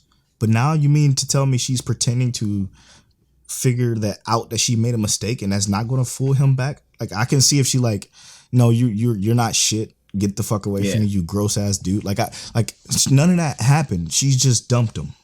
Yeah, I think that as if we were the main character, 100%, there's nothing wrong with what he's doing. Yeah. If we were being like outside of that and we're just viewing him strictly as not like, if he could see the whole scenario and he was still doing what he was doing, we would definitely be like, yeah, that's stupid, bro. Why are you doing that? 100%. That I will get. That I will 100% get. But look at the situation that happened now. Mami-chan's on the phone. When can we meet up? Chizuru falls over the edge of the boat. He drops the fucking phone. So maybe now, character development, he's realizing, yo, I actually like Chizuru. So yeah, maybe something pops off. Maybe this is where he does make a dumb decision. But then again, maybe Chizuru's like, I don't like you. I'm just a rental. We can't date. And then he's like, okay, well, I'm gonna go back to mom. You know what I'm saying? Even though he had this quick feeling with Chizuru. So like, I don't know. It depends on how the situation plays out with the whole thing. So we shall see. We shall see. Seeing his, but the stuff his best friend said was on the fucking money. If this was an actual girl, if it wasn't a rental girl, everything he said is on the money. That would have been like some shit. Like I was like, yo, he low key clutch. Like if that was like, and even though like Chizuru felt that shit, she was like, nah, I fucking like this dude. Yep. Nah, I gotta go out with him just to see what he hitting for. Yep. And that's the only thing that bothered me, was that I feel like Chizuru gave him a scenario where he could say, I kind of really want to like give you a shot outside of this like rental girlfriend shit, even though it makes sense the fact that we would know that he doesn't have a chance. At least that's what he would think. He still doesn't have a chance. 100%. He knows that it's a rental. But in my mind, I feel like there was enough options out there. She said it enough times and made it clear that it would be like that he should still be like, yo, I know this ain't gonna never happen, but what about a real date? You know, instead of a No, I think the opposite. I think she did a good job of saying, break this shit up. Mm-hmm. You know what I'm saying? I think she did a better job of saying, yo, end this shit quickly. Like she kept repeating that. That's why when they were on the boat, he was like, okay, so I'm gonna finally end this. Thank you so much for your help. And I'm so sorry I put you through all this. That's exactly why he kept saying that when they were actually on the boat. Yeah. You know what I'm saying? She's on the same page that you on. 100%. Yeah. He's like, I'm not saying that's wrong. She's right. She's on the right page. And he's still trying to carry on and lie and do all this stupid stuff. Yeah, that's why he's trying to end it now on the boat. He's like, okay, I'm happy, I'm thankful, I got this now. I can man up and I can end this like I'm supposed to. Like I should have ended it a long time ago for my grandma's sake. Like he's like down to end it now. He doesn't. I still don't. He knows that he doesn't have a chance with Chizuru, but like I wish she would fucking at least give him a little hint because she hasn't given him shit. Yeah, she gave him she nothing. Throwing no bait out there, nothing, bro. Like nothing she said to him would even make me think that he should be thinking about her in the sense that he actually has a chance. Nothing. There's nothing. Not one thing.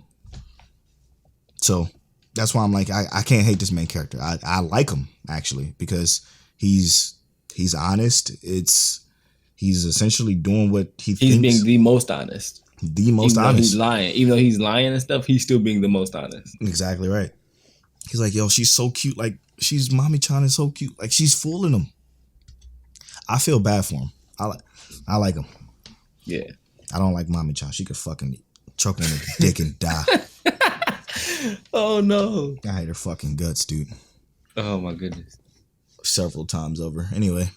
All right. What's the last thing, right? Before we get into this review, holy shit. What's the last thing? What's the last thing? We talked about ReZero already, but more like it was part of a... We talked about SAO. We talked about Fire Force. We talked about Rent a Girlfriend. There's nothing else. Okay, that's it. Yeah, there's nothing else. Okay. I did watch that Yuzuki-chan shit again. Stop. I can't, bro. I can't. I need to know what's going to happen. Oh, my goodness. Yeah. All right. Anyway. Let's go into the review of 91 Days. We didn't talk about... oh, shit. We didn't talk about Misfit, really. Yes. Oh, my God. I'm tripping. A tree branch, bro. A fucking tree branch, man. Yeah, bro. So this episode, we find out that his best friend wanted to be reincarnated so he can then be with Anos in 2,000 years into the future. Mm-hmm. We found the reincarnation of his friend transferring to the school that our Demon King is at. But before that, the fucking teacher tried to get the students to steal the staff so they can get below 100. And he found out. He's like, how about before you send somebody scrounging around, you hide it a little bit better? And he just pulled that shit out and gave it to her. Easy. I'm like, yo, this man is a fucking king, man. Easy flex, though. Literally, dude. Literally a king. That shit was dope as fuck. Then they he ended up meeting his friend, not necessarily having his memories back yet, but he senses something is up. He tries to join his team, but he can't join his team. Well, they tell him he can't join his team because he's royalty. He should want to have his own team because he's some special fucking royalty guy. Anos told him no because he didn't want him to take the easy way out. Yeah, then Anos told him no because he wanted to see if he's worthy enough to be on their team. Alongside these girls who apparently has an Anos fan club, which is fucking incredible. Yeah, they believe he is the original Demon King. Yep. And they do a battle versus each other. And this battle is incredible. It's Anos versus our girls, Misha and Sasha. They did great. Oh my God. Misha builds this beautiful ass ice castle. Sasha comes through and fucking destroy that golem. Well, they both destroy the golem together. Like, and then they fight the one chick. They did so good. She brought out her flame cloak that you love so much. Mm-hmm. Because you know it's fire. Yeah, because it's fire, straight up. And then Anos decided that he was gonna fight. What's his name? Roy, I think is his name. Ron? I don't remember anything. It's hard to remember, but his name was something. His best friend's name was something. And yeah.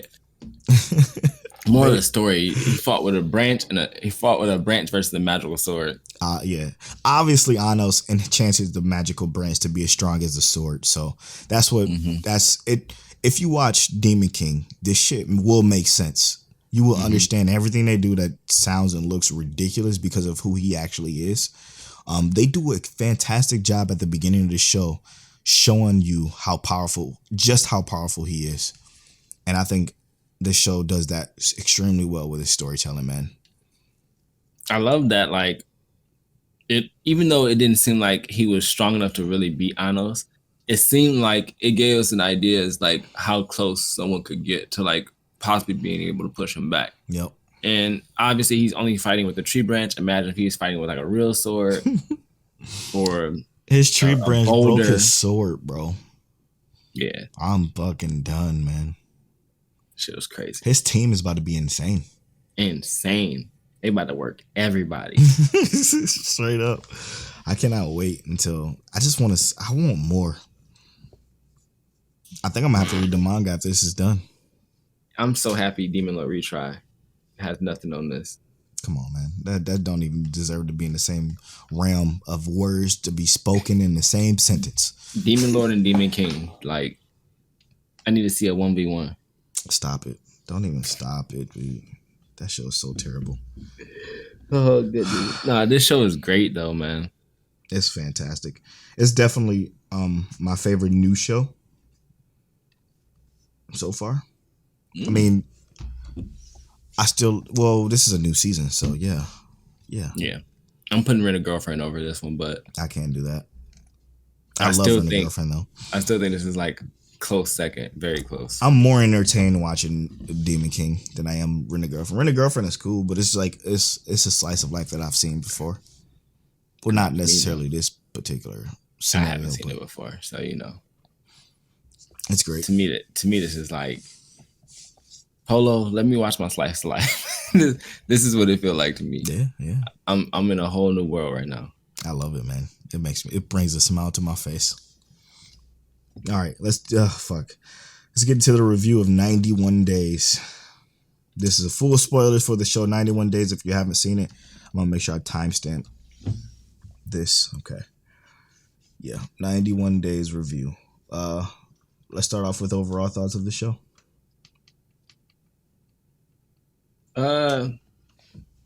Episode 11 was the best episode of the entire season. Mm-hmm. It's only 12 episodes, by the way. Yeah, episode 12 was the second best episode of the season, in my opinion. I can agree with that. I love the actual idea of it, right? Like the idea of what it's supposed to be. Prohibition era, Italian mafia, mobster kind of things, multiple families. There's a lot of betrayal. This is like one of those series that like, it's almost like they made this series for like black people because it's like the kind of like drama and shit black people love. Yeah. But they didn't execute efficiently enough. Yeah. In my opinion, I know some people love this series. I've seen it rated as high as a 4 point on Crunchyroll. It's like a 4.75 out of 5. And in my mind, I'm just like, that's kind of high. Yeah. For this. So let's talk about this show came out. What year did this came out? Now 2016. Yeah. There's no chance in hell I can even like and I have to try to back up. Polo patent back up. All right, I gotta back up. I had to try to watch this show with everything that I've watched so far this season out of my mind. So much good anime that came out recently within the last 2 seasons of anime that we watched. So much good shows. Putting this on was hard for me. The beginning, I mean, and when I say the beginning, I'm talking like the first 8 or 9 episodes was a fucking snooze fest. I was so bored, bro. I had to text Tell. I'm like, yo, I'm trying so hard. I am so fucking bored. and I get what they were doing. I get what they were going for. Like you said, with the whole mafia feel. Dude, this dub was awful. And the problem is the voice actors are good voice actors. They're so good in other stuff when they're just doing a normal voice. They decided to give these dub voice actors accents, Italian mob accents, and that shit did not work. Some of them did not land. It was sounding they were talking like an Italian accent. God, but then they would lose it, and it wasn't like that typical Italian. It was like, this is that New Yorker, Chicago Italian accent kind of dude, and it actually just didn't land for every character. Because all these California motherfuckers was fucking that shit up. It was awful, bro. It was awful. Oh my God. Now, I will say a redeeming factor of the show is Angelo. As a To character, me, yeah. yeah, he was the most redeeming factor for the show in terms of like characters themselves. Like he is actually a pretty cool character. He made some decisions that I wouldn't have vibed with. I even But like as Nero. Nero, and I mean that was one of those characters they didn't execute it as well, but he was almost as good as what's his name in Vinland Saga? Not almost as good, but he was almost he had that same like whole facade. Askeladd. Yeah, Askeladd. Angelo and Nero had that Askeladd kind of companionship. But it really is like it didn't have the same storytelling, the same progression. No. There was just a lot of factors that kind of dropped the ball in this. You just watch it in subs first thing. Yes, please watch it in subs, bro. Subs sounded way better because you couldn't tell if they were doing any accents or not. Yeah. Watch it sub. The only thing I would ask for to make this actually better is to change up like the pacing. Like there was parts that are like sometimes the story just didn't like coincide or align with what seemed like the end goal was supposed to be, or make sense of like why it was even there. Like I was certain that you was gonna pick me apart for this because I was like, I don't understand this story. Like I understand it. I know what the goal is, right? I know what they're doing and where they're going. 100%. But there were so many different parts of it that like just didn't line up. I know that he's trying to collect the names of the people who killed his family. I know that he had to go through all these different things. And it's like we came into this whole scenario where like, oh, dude just makes alcohol beforehand. Like, why didn't you tell him like, hey, yo, we need something to kind of so I can avenge my family? Can you find a trait that might help with that? And he's like, yeah, I'll learn how to make the best alcohol in the fucking town. Something, anything. I don't know what it could have been, but they needed something different to like make this better. Yeah, that the whole him making alcohol thing literally came out of nowhere. He just learned how to make alcohol. Angelo found out that he learned how to make alcohol, and then he used that to get closer to the Vanetti family because somebody in the Vanelli family, we found out way later, sent him the letter of the names that were at his family's house. Mm-hmm. He figures all of that shit out, and then he goes through this whole roster of people trying to get closer to Nero so Nero can take him to Vincent Vanetti, who was the main mastermind, the main Don who killed his father, essentially. Yeah, Vincent Vanetti wasn't there though. It was Nero. Was he? Yeah. Oh yeah. That's how he got the cut on his face. He got the cut on his face. He sent Nero. No. He got the cut on his face because. I remember now. Yeah. Because his dad was about to chop his ass up, but then he got fucking shot up by somebody else. That scene though was actually pretty dope. Yeah, where watching his father. The dad was like, "Yeah, I'm not about to go down like that." Yep. Yeah. It could have been a way better show. It could have been a heater. It could have been a good show if the execution was better. It honestly, I will tell you, CJ Never Poppin', my bro Chris. He loves Thank you for being a Patreon. Sorry, thank you for giving us this idea too. But I will tell you, I'm gonna forget this show. Straight up. like the only reason I will remember this show is because we have a rating for it. Yep. And I guess see what that is. You said you rated it early, huh? Yeah, I rated this as soon as I was done. All right, so for those of you that don't know, the way we rate our shows, we have a review scale. Our review scale is based off of 5 categories. We rate each category individually with the 20-point scale, obviously 1, 1.5, 2, 2.5, all the way up to 10. We give our individual scores for each category. The categories are pacing, plot or storytelling, characters, animation, sound design. Shit. Damn, this one might not be that good. Where do you want to start? Let's just start with the pacing. All right. Oof. Pacing wasn't great. It held on. It felt like it just wanted to drag to get itself to 12. It's like it struggled to get to 12 episodes. There's a lot of pointless scenes in it that didn't quite need to be in it. I understand what they were trying to do. They were trying to build intrigue with these different families going to war with each other in order for that end the last 2 episodes to amount to what they did, it didn't work. Because we only really got to look at 1.5 families in this show. I would say, fuck, man. The pacing for me was a 6.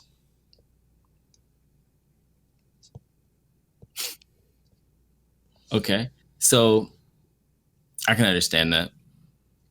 My opinion, the first, like, I guess 8 minutes where like they kind of did like the Venetti roll up kind of scenario, that kind of stuff. That actually was relatively well paced, and to me, the pacing didn't pick up again or actually get back on spot until like halfway through episode 10. Yeah. Oh, we all on the same page. That's crazy. And then after that, the pacing was like back on point, but it was the end of the whole show. It so was like done. It had 8 minutes of pacing in the first 10 episodes. Yep. The pacing for me is a 4. Oh, okay. This is some of the worst pacing I've seen in anime, in my opinion. Like, I did not like. I enjoyed other aspects about the show, but the pacing was what was holding us back the most for me. I was so fucking bored, bro. I was so bored, man. They just didn't align things properly. Like I said, like they could have done things better to make this work. I am glad that it was dubbed because I was looking at my phone for fucking majority of it. Like, there was a couple of times I had to rewind. I'm like, wait, what happened? Okay, all right. It was so hard to keep my attention, bro. All right. Let's jump into the plot then. All right, the plot being storytelling. Okay. If I think about the storytelling, it goes, you got Angelo. His family during his birthday was killed by the Vincent family or the Venetti family. Mob story during the Prohibition era where alcohol was huge. His best friend created the best alcohol basically in the city. Which they didn't have to smuggle it anymore because it was so good. Yeah, which got rid of quite a few middlemen within the show. Then what happens is Angelo decides to use his best friend's alcohol to get closer to the Venetti family, which he gets close to Vincent Venetti's son, Nero. Nero then brings Angelo closer to the Venetti family by making Angelo his right-hand man. They don't know he's Angelo because his name is what was his name? Acilio or some shit like that. Yeah, Acilio Venero or something like that. Yep. Not Venero, but Acilio something. A whole lot of backstabbing and betrayal happens. His best friend, he ended up having to kill his best friend because he wanted to prove to the Venetti family that he was still close so he could stay close. With the pacing being as terrible as it was, it made this story even hard to enjoy. But I understand that this story was pretty impactful towards the end. I hated the ending. The ending absolutely sucked to me. Like, as far as the very, very end, it just was fucking pointless. I feel like I wasted my time with this entire series. I'm going to have to go. I'm going to be honest. I feel like I wasted my time. I love the way he got his revenge, though. That was great. Instead of killing Vincent, he killed his rival fucking family so they could kill the entire Venetti family because he was so close to the family, which was dope. This shit gets a 6.5. I did like that part of it, but it's not good. So I love the plot of the story, right? Like the idea as to where the story could possibly go. Yes. The outline, right? Let's just say we take the story, what era is set in, or what time it's set in, what the overall premise and idea of what it could be, the prohibition. I love the moments where, like, for instance, I think they did it like 3 times when they were in the middle of fights and they would transition to something else. They would show like newspaper articles showing like, hey, there's a gang war here, or mafia war here. And those little things just kind of filled in the extra story. And it was like, they did a really cool, like, family homage with Angelo and fucking Cortero. or Corteo coming Corteo. together as brothers, and there were some things that they just did right, and then something they just did wrong, like just utterly. It's crazy how we both are on the same exact wavelength with the show. Like they did it completely wrong. I thought I was bugging. I was gonna feel super bad. I mean, I still do feel super bad. I know because this is Chris's shit. But boy, now the plot is my favorite part of this show, and it's just more or less the reason the plot is my favorite part is because of what it could have been. The idea of it, yeah. I gave the plot a 7.5. I see that. But like I said, it's only because of like if there was another writer who just took this very same story and said, let's reorganize this shit. Yeah. Like I could see this actually turning out a lot better. Like the ending, I agree. Why did they not give us any true ending to it? Like all we know is that some car drives past the beach and we don't even know what's going on. Did he let dude walk? Did he actually shoot him? He wouldn't have been smiling at the can if he didn't shoot him, or if he shot him, like he would have been more in a vengeful state. Like I don't even think he killed dude in the end. He just is like, so? Nah, I think he just let it go. Huh? I think he killed him, but really? That's why I feel like I wasted my time, because I thought he killed him. I just feel like it was too okay of an ending.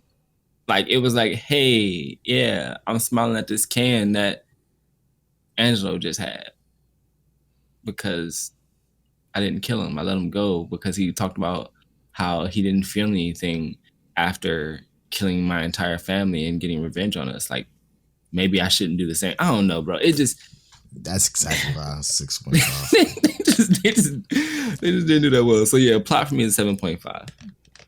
All right. You gave it a 6.5? Yes, sir. All right. Next up. You want to hit animation? I mean, it was average. It was average as hell. There were some CGI moments with the cars and stuff that looked okay. The character animation fell flat. It felt it was just flat. It was like people on paper. And that's what anime is, but it doesn't have to be animated like that as well. I feel like there was no sense of foreground or background. I like the background didn't exist in this show to me. I was thinking the same thing. And that shit bugged the fuck out of me.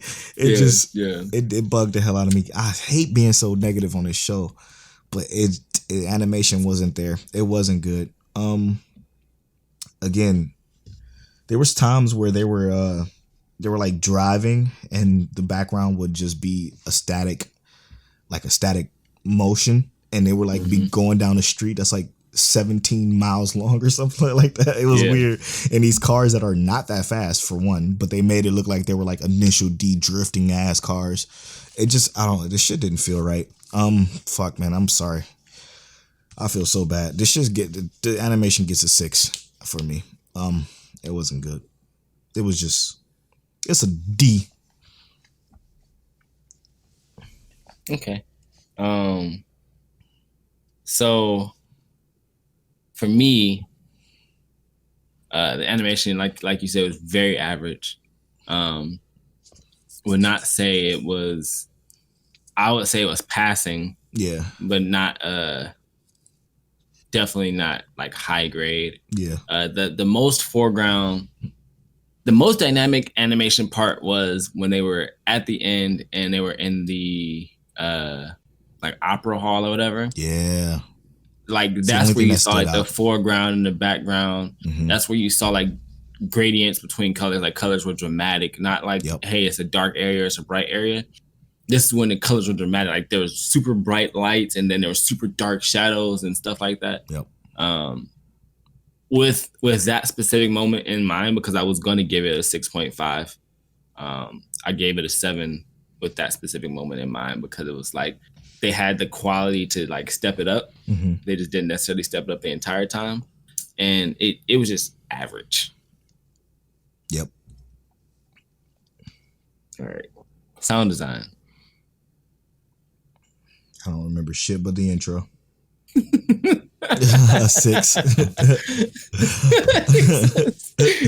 That was it, just 6. Just a 6. I don't know nothing. I don't remember it. The guns sound like guns. Yeah, I guess. The knives cutting sound like knives cutting. Not necessarily into people, but they sound like knives. They did sound like knives. Also, the fucking voice acting was awful, man. Yeah. I know this has nothing to do with sound design, but I just thought about something. I kind of want to know what you just thinking about. What's up? When he took the knife out the damn like cake or whatever. Did you see that part? I mean, probably not. Okay, because he did it. He didn't do nothing with it. I was like, why? What was the point in that? Okay, never mind. All right, yeah, sound design is a 7 for me. A whole 7, huh? Characters, Polo. What do you think about the characters? This is probably the best part of the show for me personally. Okay. I don't like the story that much. I didn't like the sounds. I didn't like the animation. I did like Angelo until the end. At the end, he got a little fucking. He got stupid. Like, why kill? What's his best friend? Like that. Big stupid. That was big. Almost felt like he lost sight, right? Yeah, it almost felt like he lost sight, but he didn't lose sight. Which, if he would have lost sight, it would have been a better turn of events. Mm-hmm. Up until that point, the mafia style. Exactly. Up until that point, he was a great character. I like that Fango dude. He was pretty, really. Yeah, he was a fucking psychopath, and I enjoyed that. I guess so. But I didn't like Nero's little brother. He was a piece of shit. Mm-hmm. But that's where he was supposed to be, a piece of shit. I did like Nero. He was a likable, hateable character. Even the Don, he regretted what he did. And I appreciated that too. Him as a character was dope, even though he was already dying. The characters was the best part. But they still were just like average characters to me. And the average for me is a 7. Okay. Well, I completely agree with you with that. The characters are also a 7 for me. Dope. Very, very average characters. With Angelo being the most standoutish character, but like some of the characters were so average or just bad. Like the big fucking Mexican dude. What the fuck was the point of that whole thing, dude? Why was that? Come the fuck on. Why was bro. he even there, man? What was he there for? And what was he? I don't know. I have no idea. It literally was. There's characters who came into our life, like for instance, Fio Vanetti, the sister. She was there just to find out that she was pregnant, and then was gone. The next 30 minutes, we never saw her in another episode after that. She was just there for that. She was there for the collapse of the brothers, I guess. But what else? She was completely. It was stupid. They just gave us characters to be giving us characters, and it wasn't worth it. Mm-mm. And I wish they had just gave us less characters and better story pacing. Yo, it was so many fucking characters, dude. It was a lot. It was a whole lot. And the final. So I'm actually surprised. I was actually certain that I was gonna rate this lower than you. I am like I was pretty sure. I thought you were gonna be way higher. I was pretty sure I was gonna rate this lower than you, but yo, Black Anime said this was his favorite revenge story. I could vibe with that if I like how he did the revenge though. How I like how he did the revenge. If I guess, yeah. If he had Villain Saga exists, by the way. I just want to say that. True, but he didn't actually get his revenge in Vinland Saga. But it was there. It's virtually the same thing, right? Yeah, Angelo lost. Vinland Saga was written better though. Facts. So I gave this show a 6.5 out of 10, which also means that Polo gave the 6.3 out of 10. 6.3. Hey, that's which about puts right. it at a 6.4 on the Mic Check Waifu scale. That's about right. I guess I should add that to the doc too. That's unfortunate. We watched it though. We did. We watched it. The only thing that it could have stood out a lot better if the plot was just better. Yeah. Like, that pacing too was awful.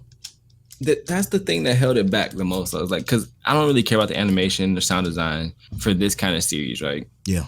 If that story, if like the story and the like, because we loved the idea of the story. I like a revenge story, 100%. But if they had paced it right, like this could have been an 8.5 or 8 if they had paced it right. 100%. I'm looking at our list right now. There's no fucking way that this even comes close to the shit we already rated. Yeah, and I mean, it kind of says it here. Yeah, it makes sense that it doesn't fit in. Like, easily, I would say Dr. Stone is better than this. Yeah, definitely. My Hero season 4. Okay, so let me just go through this. All right, so here are the anime that we rated so far before we end the show. Holy shit, it's a long episode. We rated 18 anime so far. I'm going to start off from the bottom to the top. Number 18, 91 Days, 6.4. Number 17, Dr. Stone, 7.8. Huge gap there. Number 16, My Hero Season 4, 7.9. Number 15, Gangsta with a 7.95, which is way better than 91 Days. Number 14, Shivery of a Failed Night, 7.95. Number 13, Bongo Stray Dogs, 8.4. Number 12, Darwin's Game, 8.5. Number 11, Made in Abyss, 8.5. Number 10, Steins Gate, 8.65. Number 9, Erased, 8.75. Number 8, Beastars, 8.85. Number 7, Demon Slayer, 8.8. Actually, Beastars should be higher than Demon Slayer. Sorry, I gotta switch that. But yeah, Beastars 8.85, Demon Slayer 8.8, Vinland Saga 9.25. Number 5, Grimgar 9.3. Number 4, Promise Neverland 9.3. Number 3, Fire Force 9.35. And number 2, Clannad at 9.8. And number 1, Astra Lost in Space with a 10. As y'all already know. Yeah, man. Hall of Shame Demon Lord retry, negative 7.75. Damn. This. You think we ever go lower than 91 Days? No. I mean, I can't imagine anything lower than 91 Days, only because if it goes lower, it has to go into the negative review. I don't know about that. Because 91 Days, although it was not necessarily the most enjoyable series I watched, to me, Demon Lord retry was almost irredeemable. One of these days we should rate Demon Lord retry, but like without the negatives, because that was like a silly thing we did, you know? I mean, if you look at it though, right? So I would like to think of Demon Lord retry as like, what did we get? A negative 7.75? Mm-hmm. That's a 2.75. I see what you did there. Okay. So that's a even huger gap. Yeah. That's a much larger gap from, like, that's what I'm saying. It's see. That's why I think Demon Lord retry, if we put it on our scale, it's a 2.75. Okay. Interesting. All right, well, I guess that'll wrap it up. Let's do a speedy recap. I got you. So we just wrapped up with 91 Days review, which put on our scale as Mike Check Waifu was 6.4. We Thanks, also Chris talked about Kennedy. Right, thanks, bro. We also talked about Misfit Demon King, great series. Rent a Girlfriend, we're loving that main character and his struggle. Fire Force, consistently fighting fire with fire. Sword Art Online, come on, man, they don't miss. Yep. Our question was, what can't we live without? And y'all heard our answers. Let us know what you can't live without. Mm-hmm. Thanks for getting to know my Check Waifu. Polo's recommendation was Rascal Does Not Dream of Bunny Girl Senpai ? Because I don't really get that. It's a good show, though. It's a good show. My recommendation was Magi. And then we got some Twitter questions before we went on a break. It was, what anime does Mike Check Waifu stand? Ash Lost in Space, Fire Force. Come on, man. You guys know us. Mm-hmm. Best opening and endings of the season. I don't know. Tell us what y'all's are. What weapons would we have? I'm throwing hands. Polo just gonna be OP magic dude. Yes.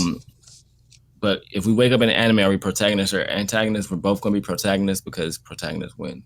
Yes, sir. best anime moment this season, probably ReZero for sure. Yeah. My Team Romantic Comedy Snafu Climax is what I've been watching.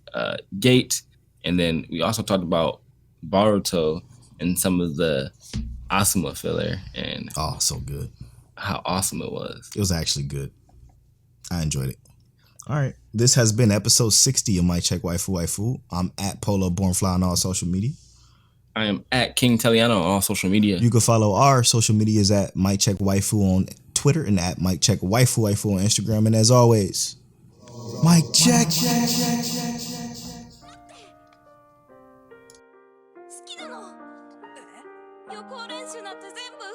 You're now tuned into Mic Check Waifu.